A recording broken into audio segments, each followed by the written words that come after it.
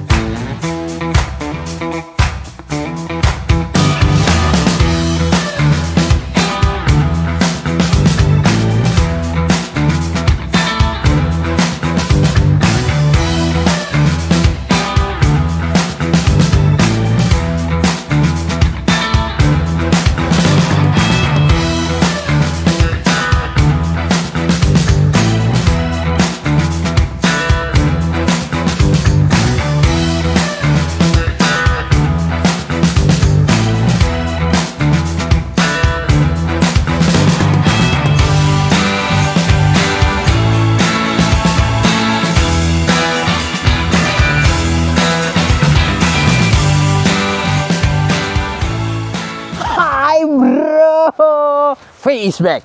Kembali lagi bareng gue di episode terbaru Broadcast Bro Entertainment. Dan hari ini gue sedang ada di Danau Pupuk Kaltim. Ngapain gue di sini?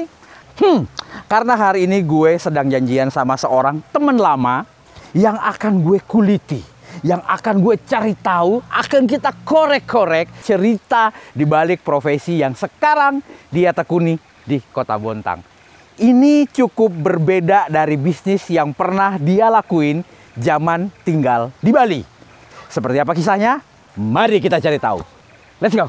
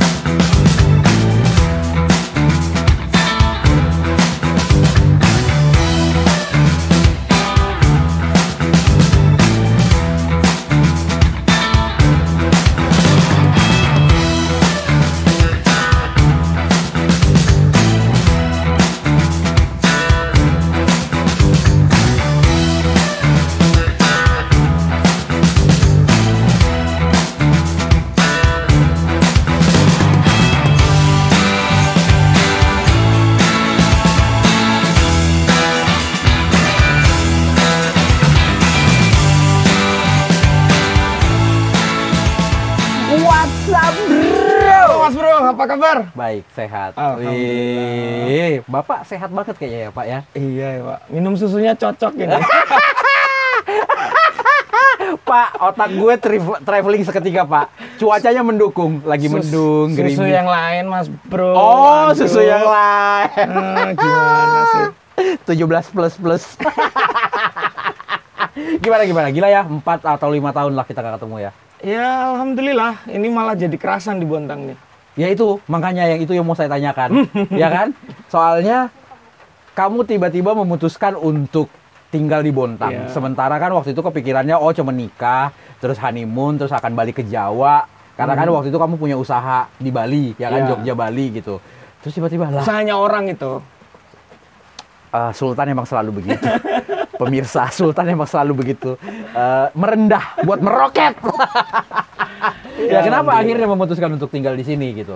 Ya, waktu itu saya emang kalau kita boleh ngomong sih tersesat di jalan yang benar. Tersesat di jalan. Ya, jadi jangan sampai gue ngebongkar nih. ternyata Bontang itu kotanya nyaman, terus bersih, cocok lah buat keluarga muda sebetulnya. Keluarga muda. Terus kita juga pikir ternyata iklim usahanya bagus juga, Bos. Oh gitu. Gitu. Nah, cuman kan usaha yang lu lakuin sekarang itu kan agak berbeda jauh ya Itu dari sudah. yang kemarin di Jogja dan di Bali. Karena Iya. kan kalau yang di sana setahu gue tuh kan lu eksportir furniture yang biasanya lebih kayak pahatan gitu-gitu Iya, kan. iya. Ya itu tadi kalau misalnya kita ngomongin bisnis kan, Heeh. enaknya sambil minum dulu biar cair semua bisnisnya. Oh, oke, ya kan? baik. Nih, Wah. cobain dulu, Bos. Cobain. Nah, Ini red wine nih. bukan air putih. Oh, air putih sehat ya, Nah, Pak. sehat dong. Minumannya air putih Minum sehat. air putih tiap hari, kan? Wis, Aqua Panna. Merek Itali, ngomongnya kayak Itali, Bos. Kayak gimana, Pak? Aqua Panna. Aqua Panna. Harus gini tangannya. Aqua Panna. Aqua Panna. Ciao Bella. Ciao Bella. Tos dulu. Oke, mantap. Seger. Seger alhamdulillah, ya. Apalagi cuacanya kayak gini kan. Oh, Bagusnya memang ini minum dia air. ini nih, apa namanya? Hari ini konten ini dipersembahkan oleh Aqua Panna. Aqua Panna. Italiano. Italiano. Berarti ini bisnis barunya? Iya, salah satunya. Jadi kita memang pegang beberapa merek Ha-ha. untuk kita bantu distribusinya di Bontang. Salah satunya air mineral dalam kemasan merek Aqua Panna. Aqua Panna. Baru denger sih saya. Baru gitu. denger ya? Baru denger. Ya gimana sih bro, ini biasanya main ke Bali, main ke Jogja, main ke Jakarta, semuanya restoran-restoran bintang 5 semuanya pakai ini, Bos. Oh, pakai ini. Iya. Saya biasanya minum air rebusan, Pak. Nah, itu sudah susah sudah itu. Nah, akhirnya sekarang udah tidak main di ekspor, Ya. tapi import nih sekarang. Kebetulan yang ngimpor sih orang lain ya. Ha-ha. Kita cuma membantu distribusinya aja. Resellingnya khususnya di seputaran Kota Bontang. Soalnya kalau misalnya kita Kenapa nggak import sendiri aja? Kan sekarang itu udah era perdagangan bebas, Pak. Bukannya jauh lebih mudah gitu untuk mendatangkan barang-barang dari luar negeri ke Indonesia? Gitu? sebetulnya begitu. Ha-ha. Cuma untuk jadi importir kan license-nya banyak, kecukupan modalnya juga ada, ya kan? Yang kita belum lah untuk sampai di level tersebut. Apalagi cakupan distribusi kita masih di Bontang dan sekitarnya. Jadi kita ngikutin alur distribusi yang sudah tersedia. Oke. Nah, kebetulan memang dari Aqua Panna dan merek-merek yang lain juga mereka punya saluran distribusi sampai Kaltim. Nah, kita bantu aja distribusinya di Kota Bontang gitu. Cuman Aqua Panna doang? Oh, enggak, ada beberapa merek yang lain. Ada apa? Kita Ini juga juga ada sirup, merek Monin, Drip, Oh, ini. dan Torani. Untuk susu juga kita ada beberapa merek, ya kan, seperti Greenfield, Cimori, King Dairy, Anchor juga ada. Untuk Anchor bir? bukan bos, tulisannya Ancor. Oh. Ancor, tapi bahasa Inggrisnya harus bener, Anchor. Oke, itu apa Anchor? Susu Susu. dan produk olahan susu yang lain kayak keju, krim, butter, itu semuanya kita juga punya, alhamdulillah. Oke, berarti emang lo ada satu apa ya namanya rekanan ya? Iya, Kayak betul. rekanan gitu-gitu. Jadi emang dia importirnya, Betul. barangnya lo ambil dari sana. Iya. Tidak memilih untuk import sendiri karena emang ada rulesnya. Belum bisa. Oh, belum bisa karena urusannya uang kayaknya. Betul sekali. Oh gitu. Kita Terus kan UMKM. nah, lu ngedistribusi ini nih kemana kalau di Bontang? Nah, kebetulan memang distribusi di Bontang itu perkembangan usaha food and beverage kan cukup pesat di Bontang. Jadi alhamdulillah sekitar 60-70% lah market share kita itu untuk industri F&B seperti coffee shop, restoran, warung juga kita juga supply juga Warung? untuk beberapa item seperti daging. Oh, oke. Nah, dagingnya lokalan? Kalau daging kita impor juga bos dari Australia sama New Zealand. Luar biasa Bapak. Iya. Semuanya premium produk ya Pak?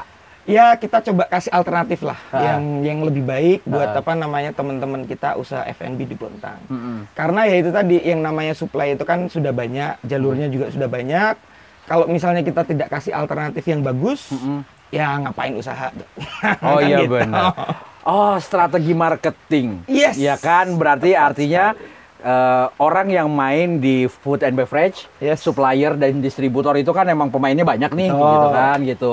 Nah, untuk ukuran di Bontang mungkin peluang untuk main yang di premium, yang produk premium itu lebih besar. Betul. Lebih besar, makanya lu main ke situ dan lu banyak supply untuk kedai kopi modern, apalagi kedai kopi modern di Bontang itu kan perkembangannya gede banget ya. Iya. Ya, gua itu kayaknya dari ujung ke ujung tuh isinya coffee shop semua. Udah gitu gua kayak berasa lagi ada di Bandung gitu, lagi ada berasa di Bali gitu. Setiap sudut tuh ada coffee shop dan bisa berdempet-dempetan gitu. Nah, lu udah cukup banyak berarti megang kedai kopi di Bontang. Kalau megang sih nggak bisa ya bos ya, soalnya gede banget coffee shop tuh.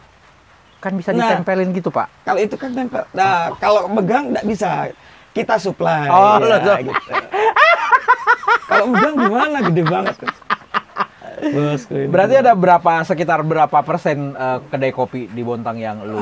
Ya alhamdulillah sih masih sekitar 40-50% lah. Lumayan loh itu setengah setengah cakupan bisnis yang ada di Bontang untuk insya F&B Allah lu sih pegang. kita pengennya 100%. Wis luar biasa Bapak. Betul. Amin. Alhamdulillah, nah, amin. Bisnis food and beverage. Ya. Nggak jauh-jauh dari kulineran gitu. Apa sih kendala paling besar yang pernah lu hadapi sebagai seorang supplier untuk produk? Apalagi lu kan mainnya premium gitu. Sebetulnya sih kendala sih bukan ya, tapi saya anggap itu sebagai tantangan, challenge. Jadi yang namanya usaha itu kalau kita nggak punya tantangan tiap hari, ya kita nggak bangun.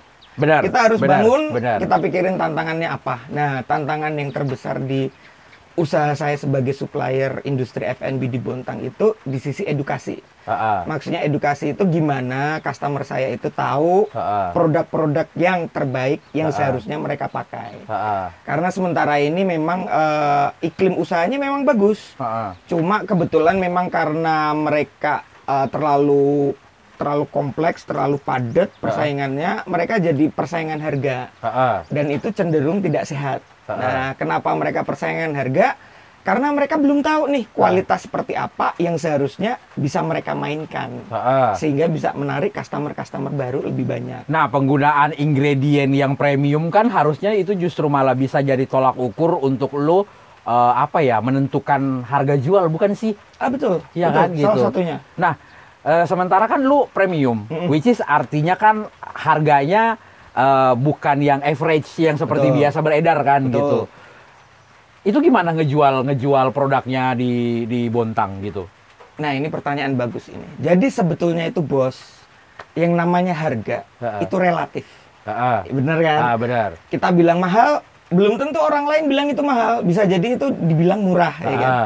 Tapi kalau misalnya nilai itu fix. Kalau nilainya tinggi, kita menawarkan produk dengan nilai yang tinggi, itu pasti orang akan sepakat, oh iya ini bernilai ini. Ya kan?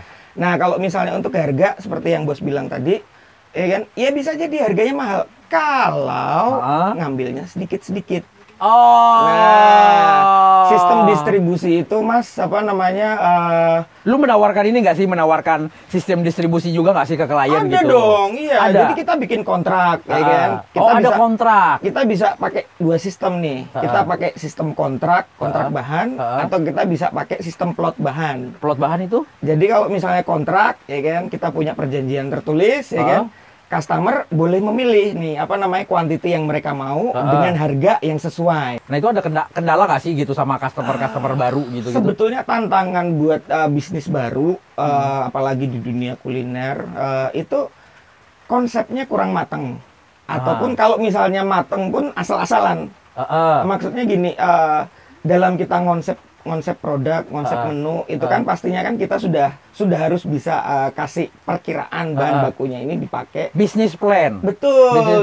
Business plan apa yang kita akan pakai, berapa yang akan kita pakai. Kalau misalnya cerdas bisnisnya, harus sudah bisa memperkirakan itu. Nah, kalau misalnya mereka sudah punya perkiraan yang bagus dan dijadikan sebagai target, nah mereka pasti tidak akan khawatir untuk mendapatkan kontrak. Nah, berarti kan kalau lu bilang mereka tidak khawatir, berarti kan lu pasti menemukan customer yang kayak aduh kejual nggak ya gitu. Nah kayak misalnya kayak tadi gitu kan, kontrak gitu sebulan let's say habiskan 30 atau 40 kardus gitu kan. Artinya kan dia emang per day-nya harus tahu gitu. Let's say misalnya calon customer yang baru ini datang ke lu pengen bikin kedai kopi gitu kan, dan lu menawarkan bentuk kerjasamanya adalah lu beli per piece atau lu beli dalam yang kontrak.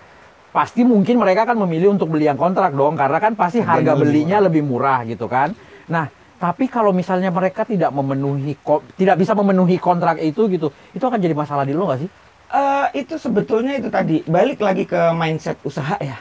Kalau misalnya kita mindset usahanya itu mantap, usaha kita mantap, usaha karena kita pengen usaha, pasti kita pengen target. Kita punya target tertentu yang harus kita achieve, apapun itulah, termasuk bahan baku yang akan dipakai, ya kan? Karena kalau misalnya kita ngomong, oke, saya mau jual, target saya per hari sekian cup. Nah, itu kan seharusnya bisa dihitung kebutuhan bahan bakunya. Kalau misalnya dia berani keluarin target penjualan per cup, harusnya dia juga berani kasih target untuk penggunaan bahan bakunya.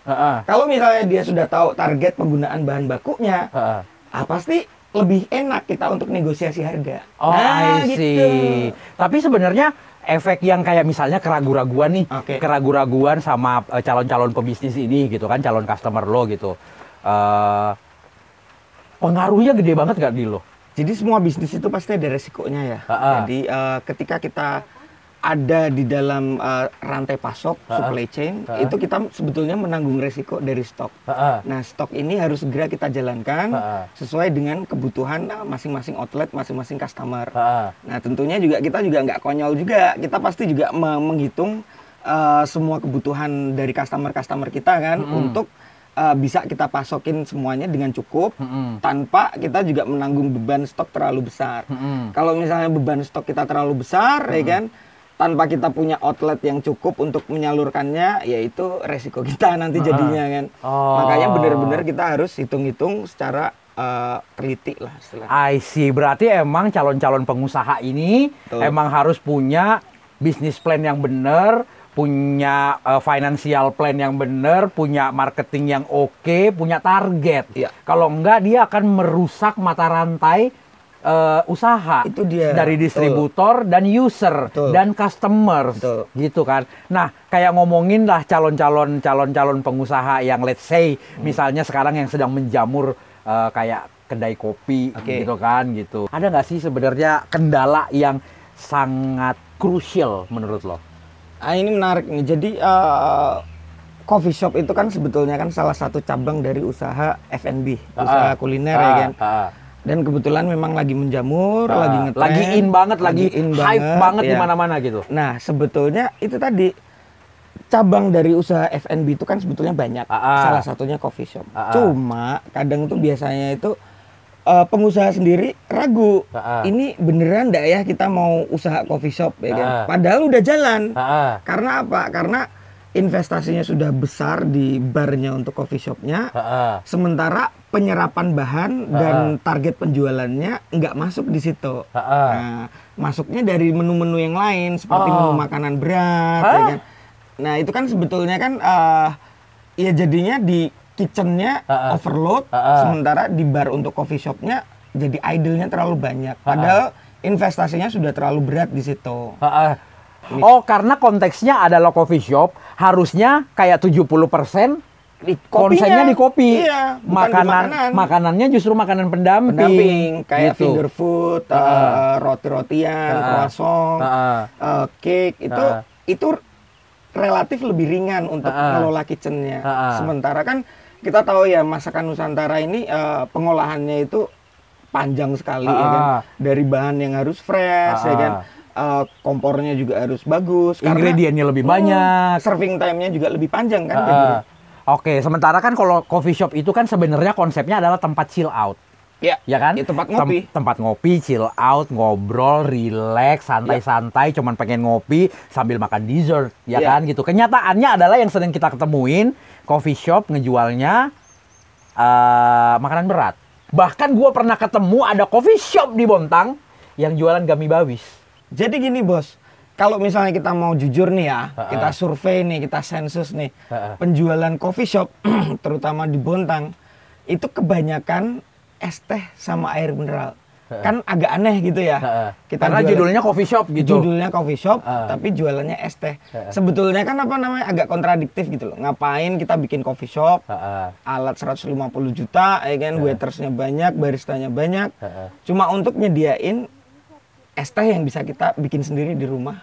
Dan air mineral. Air juga bisa kita rebus sendiri di rumah. Pertanyaan gue adalah, kenapa lu supply air mineral ke coffee shop? Jadi gini, yang kita supply air mineralnya itu betul, tapi yang bernilai tinggi.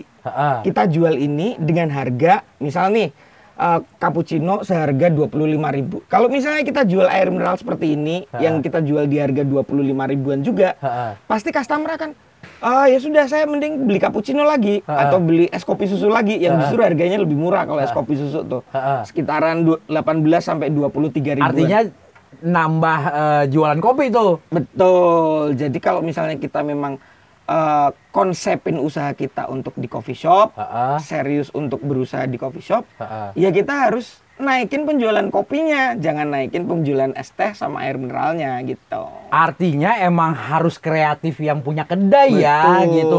Datang ke customers yang emang udah kelihatan mejanya kosong, maksudnya minumannya udah mulai habis gitu kan, ditawarin mau tambah kopi enggak gitu ya.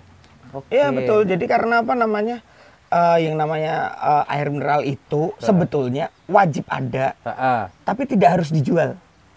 Bener kan? Wajib ada tapi tidak harus dijual. Tidak harus dijual karena yang harus rugi dong yang punya kedai kopi Pak kalau nggak dijual. Yang harus kita jual itu kan kopinya, ya kan? Air mineral tetap ada, cuma tidak harus dijual. Yang harus dijual kopinya. Makanya kita tawarkan dengan air mineral yang bernilai tinggi supaya kopinya kejual. Betul, sehingga customer lebih milih, saya daripada minum air, saya minum kopi lagi deh. Saya minum kopi lagi deh, minum kopi lagi deh. Kalau misalnya penjualan kopinya tinggi, yang untung siapa coba? Yang punya kedai. Nah sudah. Jadi makanya istilahnya kita coba mengedukasi owner outlet itu agar lebih cerdik dalam berusaha. Maksudnya inti usaha itu kan semuanya untuk dapat profit. Ya kan? Kita nggak mungkin dong bikin usaha. Saya cuma mau bikin usaha biar teman-teman saya bisa nongkrong di sini. Nah kalau misalnya cuma buat nongkrong, ya bikin tempat nongkrongan aja. Bikin tempat nongkrongan aja. Ya udah kayak begini gitu, ya kan? Bale gitu. Nggak usah ratusan juta juga mesinnya kan gitu. Nah, ya udah bikin bale, nongkrong bareng-bareng, beli kopi saset. Ya udah nongkrong sama teman-teman. Tapi kan jadinya kan nggak produktif. Iya benar. Mana untungnya? Ini nongkrong hasilin cuan. Iya, betul. Bener kan? Nah makanya juga itu yang gue bilang gitu, perlunya apa ya? Kalau gue bilang sih harusnya emang sebuah usaha itu emang harus nyari employee. Satu harus terkonsep, konsepnya benar-benar mateng, fokusnya mau kemana, jangan ngambang. Terus yang kedua emang lu harus punya employee yang punya kualifikasi. Let's say lu mempunyai usaha di bidang F&B, kuliner, dan itu kan menyentuh hospitality kan, hospitality karena kan jasa kan gitu. Harusnya emang nyari employee yang lulusan tata boga, lulusan perhotelan supaya public speakingnya juga bagus gitu-gitu kan. Atau kalaupun karena di Bontang kan emang nggak ada jurusan itu kan. Itu tantangannya kan nggak ada. Ya harusnya sih kalau gua bilang malah pelaku-pelaku usaha itu yang harus menciptakan gitu. Jadi kayak let's say misalnya bikin seminar, bikin pelatihan rutin ya kan. Kalau misalnya mereka bikin pelatihan rutin kan otomatis menambah soft skill karyawannya. Iya dong gitu. Kalau soft skillnya bagus, public speakingnya bagus, jualannya bagus, omsetnya naik dong. Betul. Ya nggak sih? Omsetnya naik, karyawannya dapat bonus, bahkan bisa naik gaji. Iya. Bener nggak sih? Jadi gini, memang tantangan untuk sumber daya manusia di Bontang ini, khususnya di dunia F&B itu, ya masih agak PR sih. Karena kendala dari owner itu juga, saya ngelatih barista, saya ngelatih waiter saya, belum pinter, sudah sok pinter, cari kerja tempat lain, ya kan? Anggapannya bisa dapat salary yang lebih tinggi, tapi sama aja, jadinya jatuhnya kayak kutu-kutu loncat aja. Kayak kutu kan loncat dan jadi petantang petenteng doang nggak sih? Betul. Nah, sementara mereka sendiri belum ada keinginan atau paling let's say lah belum ada kepentingan untuk push selling. Gimana caranya saya bisa menjual kopi di kedai itu lebih banyak. Karena kalau misalnya lebih banyak dia jual, otomatis kan akan menguntungkan satu pemilik kedai dan akan menguntungkan partner dia kerja. Ya kan seperti supplier, seperti lo gitu. Karena ketika omsetnya naik, penjualannya naik, otomatis kan mereka harus stok barang yang banyak juga. Betul. Bener kan? Iya. Jadi saling menguntungkan gitu. Makanya kita ini usaha supplier ini tidak cuma menyediakan stok, tidak cuma menyediakan jasa, tapi kita juga menyediakan edukasi buat customer. Yang saya tekankan kepada pengusaha coffee shop itu, mohon maaf nih, coffee shop itu bukan warung, bos. Coffee shop bukan warung. Coffee shop itu bukan warung. Jadi maksudnya gini, bos. Warung. Coffee shop bukan. Oke. Jadi Gimana? Warung itu entitas bisnis tersendiri. Makanan. Kan? Usaha tersendiri yang konsepnya itu cari untungnya lewat makanan. Makanan Nusantara apalagi kan. Sementara coffee shop itu entitas usaha yang konsentrasinya itu jualan kopi, jualan minuman, atau jualan minuman olahan lainnya. Makanan ya kan? itu cuman pendamping. Makanan sebagai pendamping, ya kan? Nah, menurut lo standar coffee shop yang benar dari sisi menunya itu seperti apa? Coffee shop yang benar itu coffee shop yang jualan kopinya 70% lebih banyak daripada menu-menu yang lain. Kalau warung yang benar, jangan jualan kopi juga. Jualan makanannya 70% lebih banyak daripada menu-menu yang lain. Gitu. Itu yang harus kita pisahkan. Makanya berarti kalau misalnya kayak coffee shop 70% adalah jualan kopinya, menu kopinya adalah. Terus kalau kayak makanan-makanan pendampingnya yang seharusnya mereka jual? Iya, seharusnya yang bisa mendukung orang buat minum kopi lagi. Contohnya apa namanya croissant ya kan? Atau roti-roti lain lah, roti-roti kecil lah. Croissant itu ini apa namanya roti Prancis. Wadai Prancis. Prancis. Sebetulnya bisa kita modifikasi ya kan. Di Indonesia ini kan juga banyak panganan-panganan kecil lokal ya kan. Yang snack ya kan. Yang sebetulnya juga bisa membantu penjualan kopi ya kan. Satu, yang kedua dengan menyediakan panganan-panganan kecil seperti itu sebetulnya tidak ribet penyiapannya ya kan. Yang simpel-simpel aja. Simpel sekali sehingga ketika mereka sudah konsentrasi di coffee shop ya kan. Apa namanya proporsi modalnya besar untuk di coffee shop barnya ya kan. Untuk penyiapan panganan-panganan kecil itu tidak terlalu signifikan cost-nya gitu. Sebagai seorang supplier, lu kan pasti nggak datang ke coffee shop hanya sekedar mengantarkan barang pesanan mereka. Once lu pasti akan nongkrong juga, nongki-nongki juga, ngopi-ngopi cantik juga, gitu-gitu kan. Gue pengen tahu sih sebenarnya gitu, apa ya, kayak tabiat customers yang datang ke coffee shop yang lu datengin. Nah jadi gini bos ya, customer itu kan adalah manusia. Iya kan? Maksudnya gini, kita kalau kebanyakan kan bilangnya customer itu adalah raja. Enggak bos, customer itu manusia biasa. Iya kan? Nggak bisa. Pembeli adalah raja, Pak. Iya, maksudnya gini loh. Pembeli itu adalah raja kalau punya sifat seperti raja. Contoh budgetnya tidak terbatas. Kalau misalnya customer mau berlaku seperti raja, ya dia tidak boleh nggak boleh nanyain harganya berapa kan gitu. Oh iya benar. Kedua ya kan, raja itu bijaksana. Kalau misalnya coffee shop itu yang tersedia menunya ini dan dia tidak mau, ya jangan ke situ. Tahu diri kan. Nah kalau misalnya customer itu tidak mau berlaku seperti itu, nah kita sebagai pemilik kedai misal nih, bos sebagai pemilik coffee shop kan, harus berani mengedukasi customernya. Bukan pemilik, mungkin yang pekerja, employee yang ada di situ gitu kan. Itu kayak ngerasa, aduh ini kalau misalnya gue galak-galak, kehilangan customer, Pak. Nah, kalau misalnya kehilangan customer, nggak ada cuan. Jadi kan sebetulnya kan di menu itu memang bisa sometimes dimodifikasi tergantung permintaan customer. Tapi customer itu juga harus tahu dengan memodifikasi yang ada di dalam menu itu ada ongkos tambahan. Nah, kalau misalnya customernya mau, it's okay. Kalau nggak mau, ya jangan marah-marah. Kalau cuma pergi aja nggak masalah, bos. Tapi kadang-kadang menunya nggak ada, mereka ngambil makanan dari luar, minuman dari luar. Nah, itu yang saya bilang customer itu bukan raja. Kalau perilakunya seperti itu. Harus punya etika, bos. Nah, jadi, kalau pengen dianggap customer pembeli adalah raja, berlakulah seperti raja. Thank you sudah menyempatkan waktu buat ngobrol.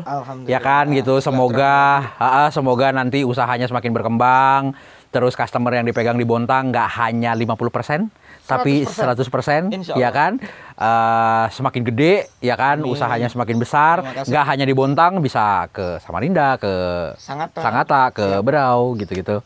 Dan semoga obrolan kita hari ini itu tentang bisnis, tentang bagaimana sebuah bisnis harus dijalankan dengan proporsi yang benar, harus punya bisnis plan, harus punya financial plan, harus punya target, harus punya marketing dan keberanian untuk mengedukasi customer. Bener. Jangan mudah terbawa perasaan, baper, takut ditinggal customer karena menerapkan aturan dalam usaha yang dijalankan. Jangan memperlakukan customer sebagai raja. Kalau dia nggak punya kelakuan seperti raja. Betul sekali. Menarik. Oke, bro. Semoga ini bermanfaat, semoga ini berfaedah, semoga ini bisa menjadi motivasi, masukan untuk teman-teman di luar sana yang pengen membangun usaha. Apa yang kita obrolin hari ini punya faedah, punya value lain untuk yang ngedengerin dan yang nonton gitu. Dan gue ingetin buat lo semua bro gitu, supaya lo bisa terus menyaksikan konten-konten dari broadcast di episode selanjutnya di YouTube channelnya Bro Entertainment. Gue ingetin, jangan lupa subscribe, jangan lupa like, jangan lupa share, jangan lupa komen. Karena dengan lo melakukan itu, lu sudah membantu konten kreator di Bontang untuk tumbuh dan berkembang. Semoga bisa memberikan value. Mantap. Ya kan? Karena lu nonton konten ini pakai kuota. Ya kan? Thank you banget, bro. Gini apa gini? Kalau bro, begini. Gini. Yes. Kalau gini? Kalau begini, panco. Panco. Oke. Siapa yang menang? Lu. Dah.